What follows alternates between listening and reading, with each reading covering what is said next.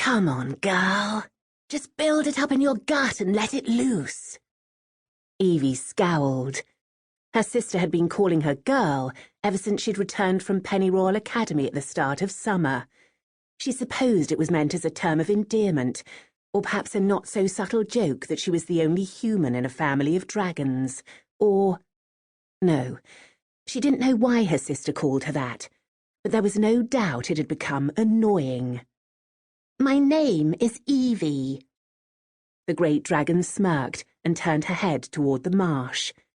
From where they stood at the edge of the forest, the bulrushes glowed gold in the late afternoon sun.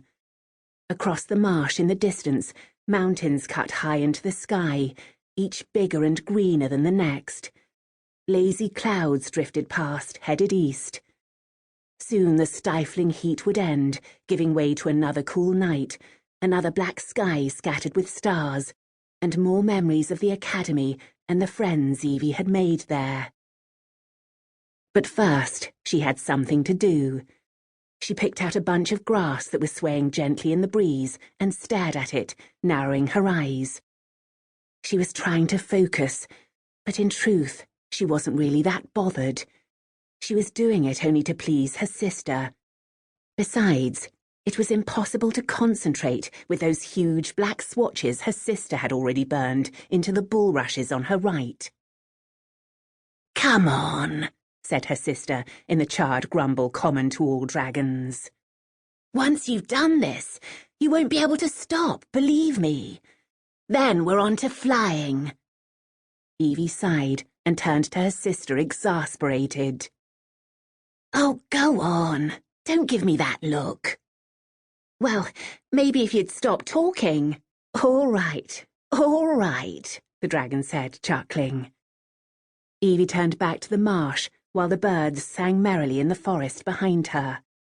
A drop of sweat ran down the back of her neck. It felt like the crawling legs of a fly. "Focus, Evie. Focus. Engage the heart. That's what Father always said." Father. That's who she needed. She tried to picture him. His eyes appeared first, soft and tender, then the scar-crossed slope of his snout and the massive spikes of his teeth. His scales were white and grey, his right horn sheared off at the top from a battle that had happened before she'd even known him. He smiled, and her stomach roared to life. "It's working," she thought. "I'm actually going to do it." A charge of excitement shot through her. Excitement and hope. Maybe this time would be different. She inhaled so deeply that her throat and lungs began to tingle, like they did in the dead of winter, when the air was so bitterly cold it hurt to breathe. "It's really working." This had never happened, not in all the times she'd tried to breathe fire before.